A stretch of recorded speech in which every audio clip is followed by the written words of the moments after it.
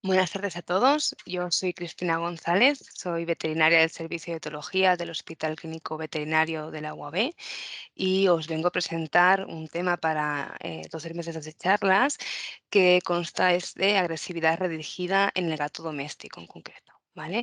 Gracias a todos por el interés en la charla, a todos los patrocinadores por ayudarnos a hacer más posible la divulgación de todo este tipo de contenido y a Didac por la paciencia también en toda la gestión de la charla, ¿vale?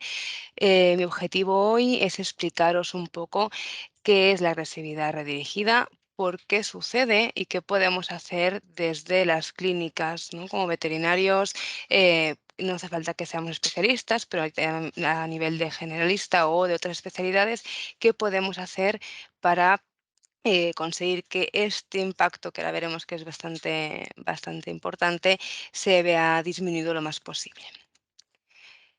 Hablamos un poquito de epidemiología. Si miramos en consulta de etología clínica, la agresividad es el primer motivo de consulta, tanto en nuestro hospital como en varios centros de referencia, seguida muy de cerca por problemas de eliminación inadecuada. De hecho, los problemas de agresividad se dan en su mayoría entre gatos, un 64% de las agresiones se dan entre gatos que conviven, pero el 34% es hacia personas. El dato importante o que más destaca aquí es que prácticamente el 80% de las agresiones que hacen los gatos hacia personas son miembros de la familia, ya bien sea el propietario o cualquier otro individuo que viva con ellos. El 22% se da hacia desconocidos y también hay otras agresiones hacia otro tipo de animales con los que los gatos conviven. Este 80%, este casi 80%, tiene un impacto realmente importante, puesto que dificulta mucho la convivencia.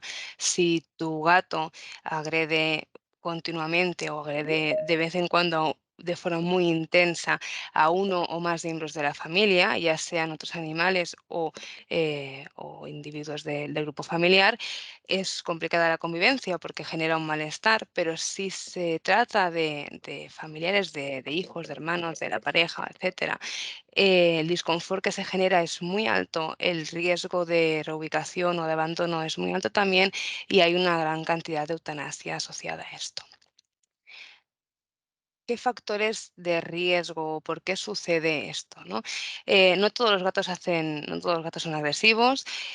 De per se, no todos los gatos hacen agresividad redirigida, por suerte, pero sí que tenemos ciertos rasgos en los gatos que hacen más probable que pueda haber problemas de agresión.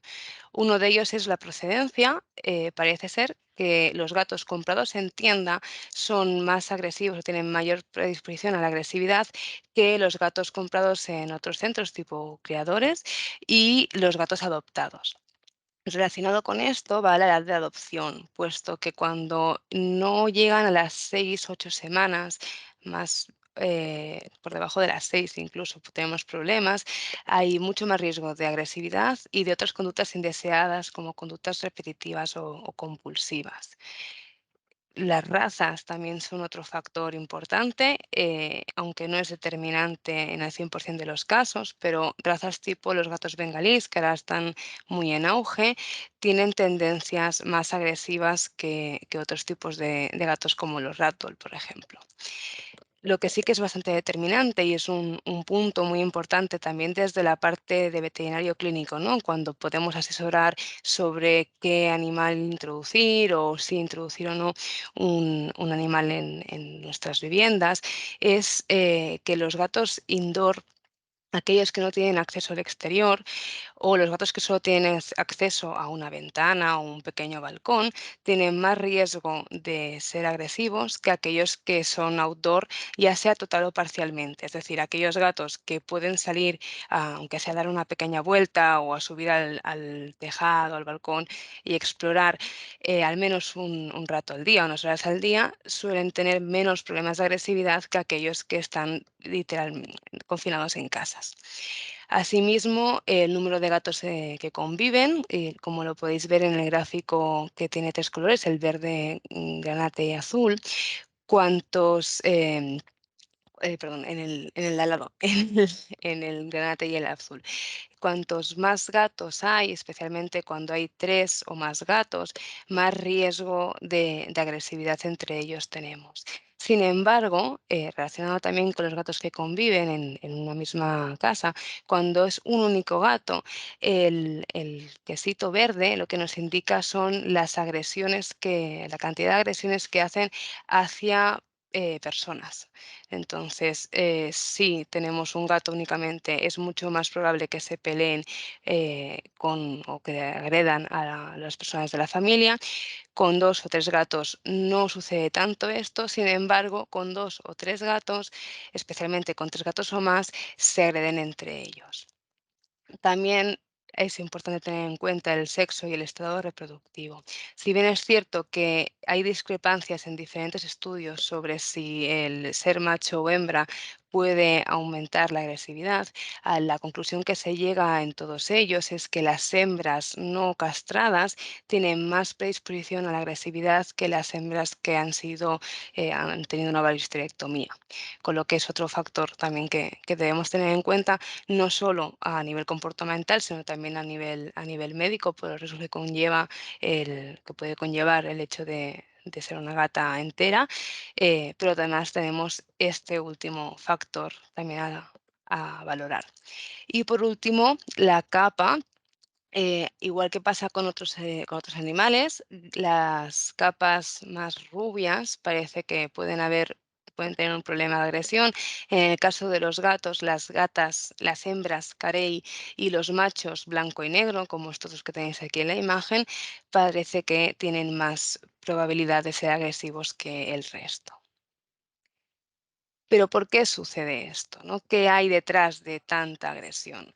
Veréis, el gato es la especie doméstica más susceptible al estrés, entendiendo por estrés el estado que se crea en el organismo cuando éste se enfrenta a situaciones que representan un peligro real o potencial para su integridad y que no se puede resolver utilizando mecanismos homeostáticos normales. De estrés hay 2 tipos, ¿no? Tenemos el estrés bueno, digamos, que es el que aparece en conductas agradables, como el juego, como la predatoria entendiéndonos desde el punto de vista de un gato, o incluso la conducta sexual, pero hay momentos de estrés asociados ya sea más a nivel físico, falta de oxígeno, problemas de temperatura, de disconfort térmico, de otros tipos de problemas ambientales, que ese estrés es el que genera este estado aversivo.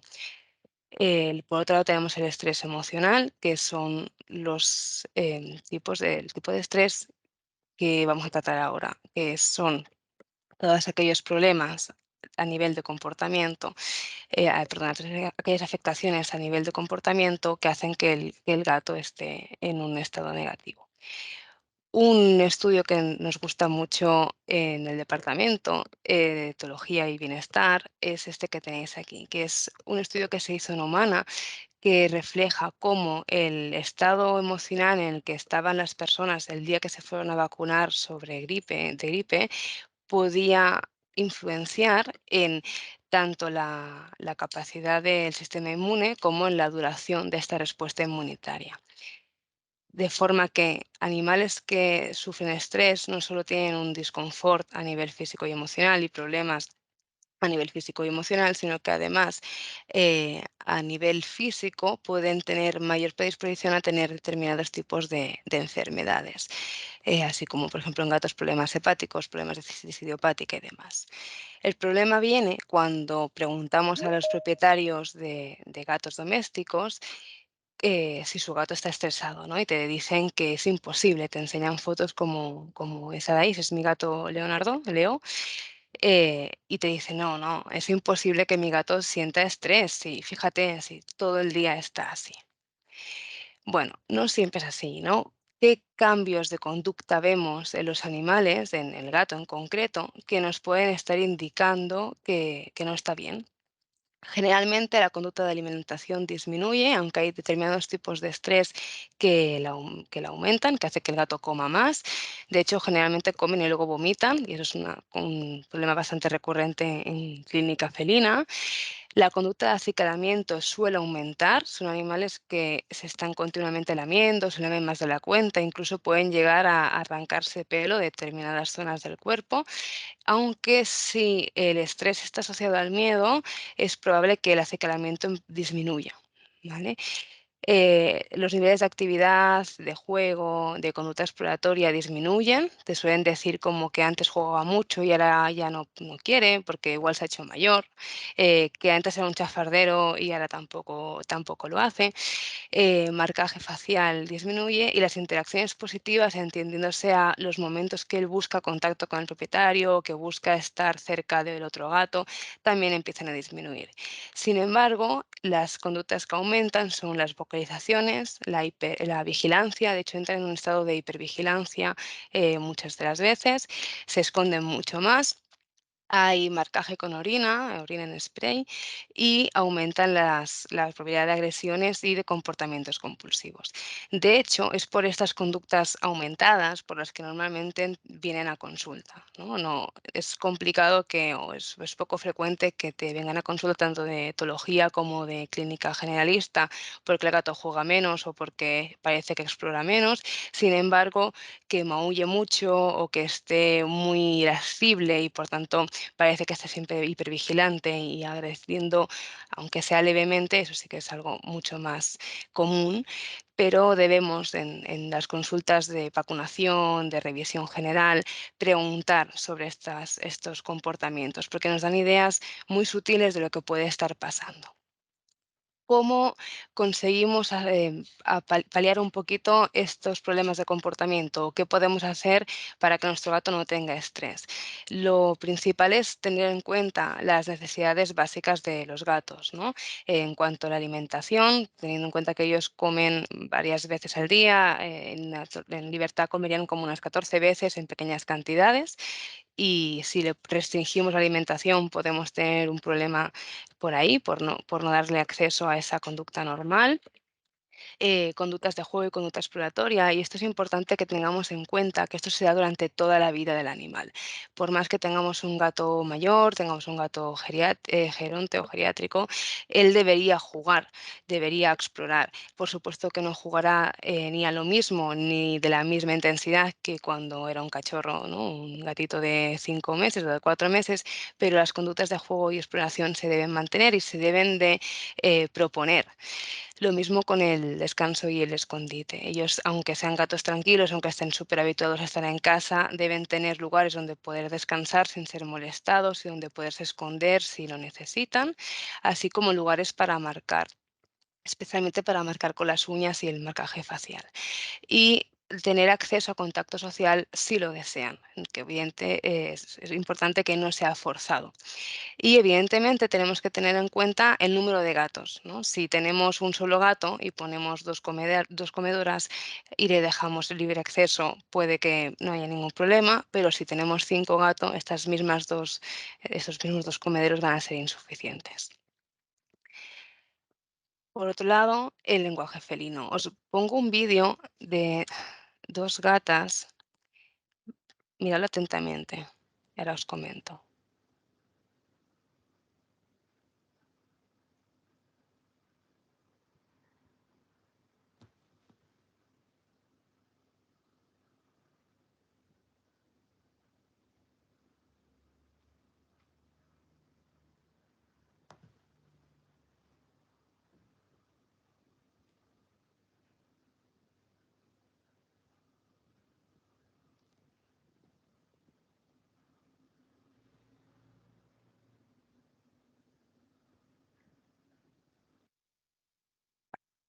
Los gatos son los maestros de la sutileza, ¿no? De hecho, en la imagen que tenéis arriba de las 5 caras de los gatos, eh, la mayoría de propietarios te distinguen la uno y la 3, como mucho la uno, la 3 y la 5. Si el gato mira con la mirada muy fea, pero las de en medio es más complicado, especialmente cuando son momentos de estrés.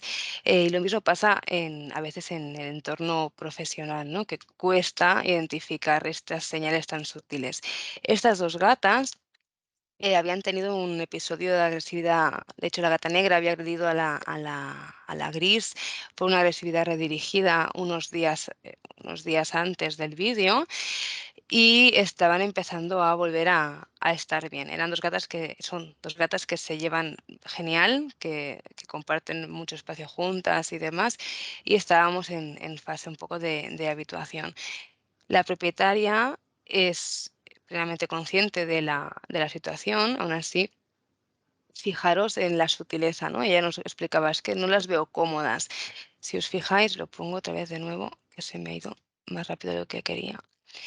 La gata negra la mira y se acomoda bastante tranquila. Sin embargo, la gris no le pierde el ojo. Está muy tensa, la pata tiesa, la mirada fija, orejas hacia atrás, la golpea y no es capaz de marcharse, ni es capaz de relajarse, ¿no? La está como, entre comillas, controlando. Se agobia más de lo que ya estaba, se levanta, le da la espalda, hace pequeños pliegues con el cuerpo, que es un poco una señal intenta calmarse, ¿no? Y la cola la mueve como un zigzag, ¿la veis aquí? Que parece como una pequeña serpiente, mientras no le quita ojo de encima y las orejas hacia atrás. Está incómoda, está muy incómoda. ¿Qué sucedió? Que estaba la gata gris durmiendo tan tranquila y la gata negra se acercó, se tumbó al lado. Al principio lo toleró, pero cuando pasaron un par de minutos le era demasiado, porque todavía estábamos en esa fase en la que la gata gris no se le había, entre comillas, entendedme la expresión, no se le había olvidado lo que había pasado días antes. Eh, Así como en esta ocasión no va a más, es simplemente una comunicación muy sutil. De hecho, aquí la propietaria paró de grabar porque lo que hizo fue separarlas, que hizo muy bien. Aquí es muy sutil, pero muchas veces no acaba tan, es igual de sutil, pero no acaba tan bien, sino que escala, ¿no? A agresiones más fuertes. Y propietarios te vienen diciendo que no avisó, ¿no? Es que estaban jugando y de golpe se agredieron. Entonces es importante que les enseñemos a identificar todos estos tipos de lenguajes, cuándo están cómodos, cuándo no, dónde les gusta que les acaricien, si es que les gusta que les acaricien, ¿vale? Y que respetemos en la medida de lo posible esto. Entrando en la agresividad redirigida. ¿Qué es? Es un tipo de agresividad en la que ante un detonante, eh, el que sea físico o auditivo, por ejemplo, olfativo incluso, el gato responde con una agresividad, pero al responder al detonante se encuentra con una barrera. Esa barrera puede ser física o social, que impide que agreda al detonante. Por ejemplo, hay un trueno y el gato se asusta. Como no puede agredir a ese trueno porque no está físicamente, realiza esa agresión contra un blanco alternativo. ¿Qué blanco alternativo tenemos? Pues en ese momento, por ejemplo, la señora que pasaba por delante. De hecho, os pongo el ejemplo con un caso real. Un día de tormenta, la gata del propietario se quedó encerrada en la terraza porque típico día que hace sol y de golpe empieza a llover, ¿no? Y no se dieron cuenta de que estaba afuera. Cuando se dieron cuenta de que la gata estaba afuera, el chico fue a abrir la puerta y la gata le saltó directamente. De hecho, le saltó con una cara parecida a la del gato negro y blanco que tenemos en la imagen, ¿no? Y él lo definía como si fuera un gremlin que se había mojado. Se lanzó contra él, lo empezó a agredir y no lo dejaba en paz. ¿Qué pasó? Bueno, la gata se asustó asociado a la tormenta que hubo y al no poder agredirlo a la tormenta, le agredió a él. Son ataques muy impulsivos y aquí sí que son muy, muy impulsivos, son extremadamente violentos y generan un malestar increíblemente alto tanto en el gato como en el propietario y los miembros de la familia, aunque no sean el blanco de la agresión. Además, son casos de agresión que son repetibles y repetibles por varios motivos. Por un lado, porque si no identificamos el blanco, el blanco, perdón, el detonante, es decir, si no sabemos por qué sucedió, si sucedió por la tormenta, sucedió porque se cayó algo o porque vio otro gato, es complicado de evitar que vuelva a pasar, porque cada vez que suceda una situación parecida o igual, va a repetir ese tipo de agresión. Y por otro lado, porque el malestar que generan con el blanco alternativo es similar al malestar que les generó el detonante real. Con lo cual, cada vez que vea al blanco alternativo, en este caso al propietario que fue a abrir la ventana, va a tener la misma reacción que tuvo en la primera instancia. ¿Vale? Y el otro punto importante es el arousal o el nivel de excitación. Son agresiones de verdad muy violentas, muy fuertes, y cuesta mucho que el gato desescale esa sensación de incomodidad. Y puede llevarle horas y puede llevarle incluso días. Son los típicos casos que nos llaman desde el baño de la casa o desde una habitación encerrados y nos dicen: "No puedo salir de mi casa, mi gato no me deja". Parece Doctor Jekyll y Mister Hyde, ¿no? Estaba tan normal y de golpe y porrazo saltó contra mí. Y muchos te llaman asustados y sintiendo en parte vergüenza, pensando que no es para tanto, pero la verdad es que sí, sí es para tanto. Las heridas que pueden hacer y que llegan a hacer pueden llegar a ser muy severas. De hecho, la gran mayoría de casos de agresividad redirigida, las heridas que han hecho requieren atención médica a nivel de curas y demás, y el impacto psicológico que deja es bastante fuerte. Os pongo otro caso. Este gato era Bat, es un gato Sphinx que vivía con un gato europeo y una perra.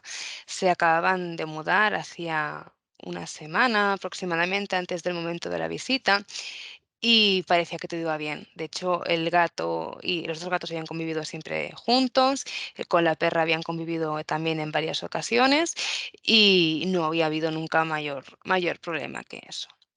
Lo que sucedió es que un viernes por la noche, al momento de irse a dormir, Bat quiso salir hacia la terraza y le impidieron el paso. La reacción fue una agresión redirigida que iba a ir hacia la perra que pasaba cerca en ese momento y que fue la que lo tocó, es decir, la perra lo tocó, el gato saltó y el chico puso la pierna para barrar el paso y que no saliera hacia afuera, y entonces redirigió hacia la pierna de la pareja del propietario. Se tuvieron que encerrar en la habitación. De hecho, el chico se encerró, llamó a su pareja que estaba afuera, la pareja fue para allá, vio que el gato estaba normal, pensó que no era para tanto, se fueron a dormir y al día siguiente cuando quisieron salir por la puerta de la casa no pudieron y de hecho tuvieron que salir por la ventana y fue cuando nos llamaron y hicimos la visita. Diagnosticamos la agresividad redirigida asociada a un momento de estrés, por toda la historia que nos explicaron y demás, y se les pidió que no entraran en casa y una serie de pautas que ahora veremos. Y el primer día que volvieron a entrar, que fue una semana después de los incidentes, ocurrió esto. ¿Qué? El chico que habla es Hola, el propietario. hola, hola, amor meu. Té, menja. No t'agrada el pinxo? Ai, el pernilet dolç. Té, carinyo, perdona. Té, carinyo. Té, vaig, té.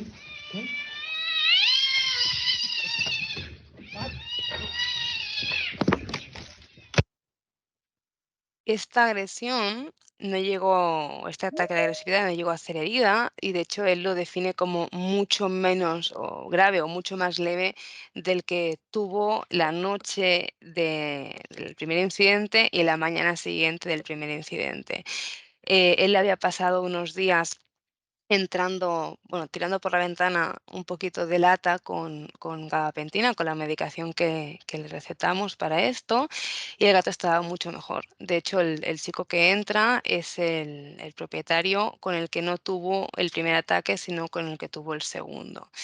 Y si os fijáis, lo pongo de vuelta, el gato Té. entra tan tranquilo, le pide mimos, Hola, le hola, maulla, hola, amor él le meu. dice: "Hola, mi amor", Té, le menja. deja un trozo de No t'agrada pavo. el pinxo? Ai, el al Le Parnilet iba Dolls. hablando si no le Què gusta carai? y mientras le Què? habla, Què? Carai? cambia Què? Què, va? Què? y se Què? acabó.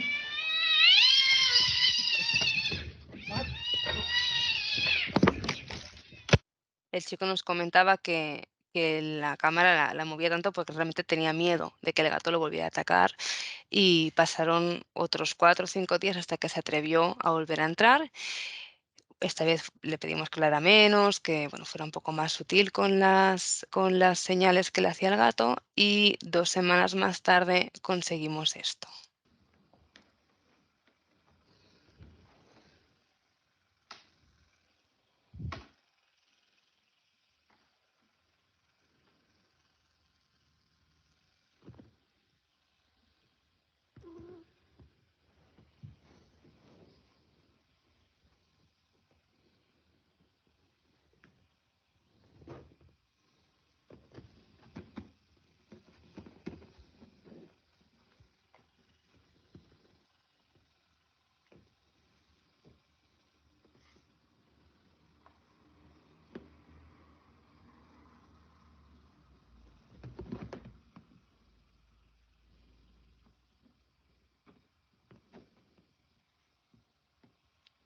Un gato totalmente normal. El problema es que el propietario aquí Problema. seguía teniendo miedo. Aquí dice muy bien Bat y se acerca a tocarlo. Sin embargo, nos comenta, dice, yo estaba jugando con él y si os fijáis, el vídeo se ve, ¿no? Como que hay mucha distancia entre la caña de pescar y la caña del gato y él, eh, porque tenía miedo. También se les pide siempre que mantengan distancia por seguridad, pero aquí además él no era capaz, ¿no?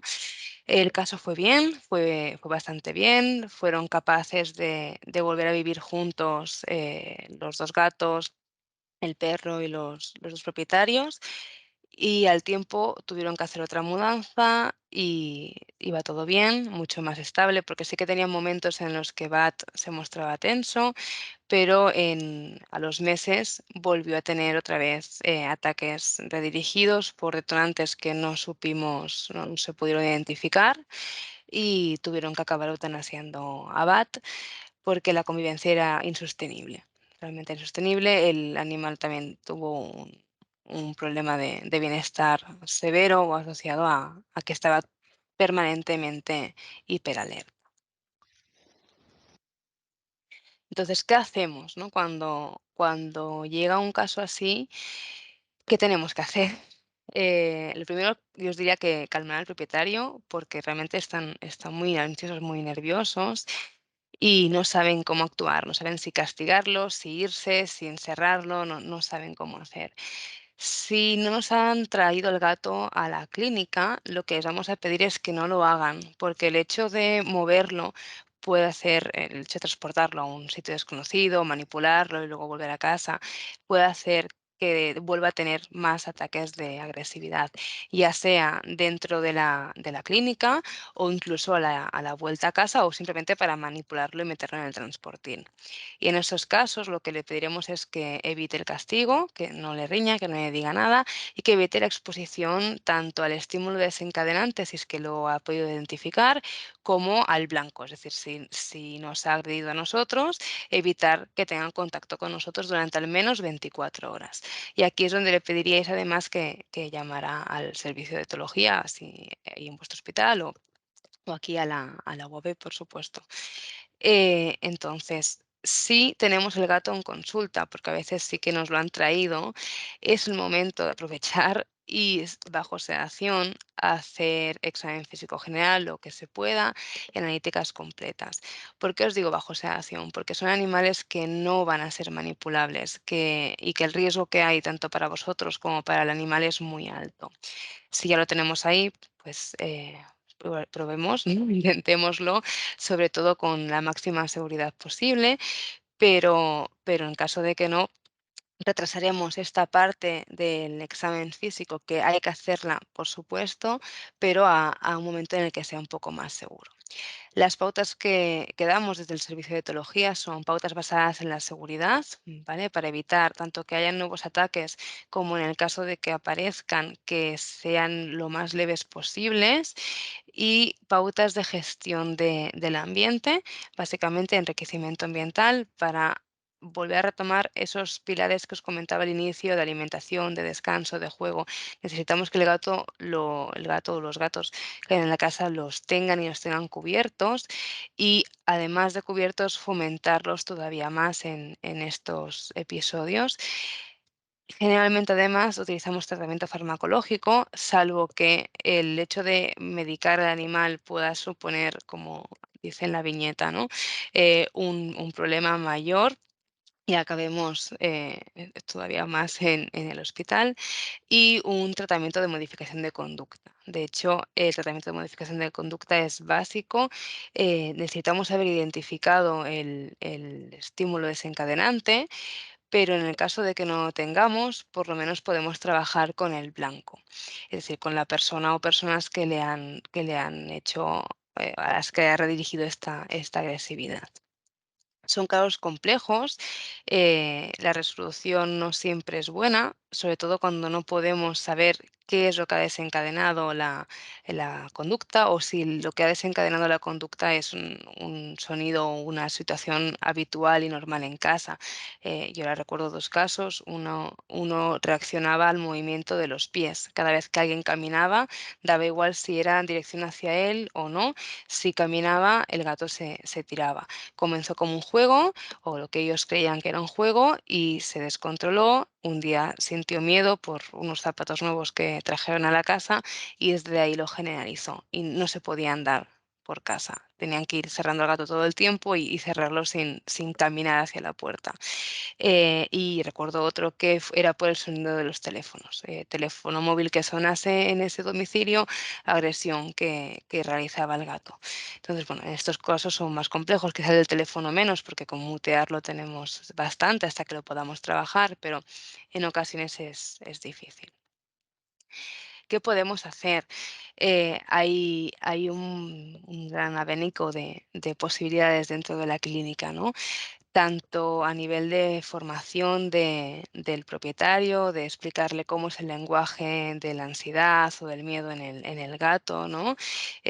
Si dilata las pupilas, si retuerce las orejas hacia atrás, si se queda fijado en un objeto y parece que esté hipnotizado, cuando se esconden, perdón, o parece que estén todo el tiempo dormitando, el movimiento de cola psicomulático, la hipervigilancia, ya sea moviéndose rápido, ¿no? Con la cabeza bajada y la cola bajada, como controlando en todas las esquinas, en todas las partes altas.